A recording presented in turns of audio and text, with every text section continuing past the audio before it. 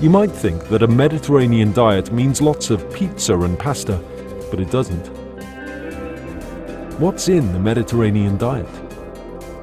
The actual diet can vary across the region, but the core elements are plenty of fruit and vegetables, fish, both white fish and oily fish such as sardines and salmon, whole grain cereals such as wholemeal bread and brown rice, beans and pulses such as chickpeas and lentils, unsalted nuts and seeds, small amounts of lean meat and low-fat dairy, olive oil, fresh herbs, onions and garlic. Some people think wine is part of this way of eating, but it's optional.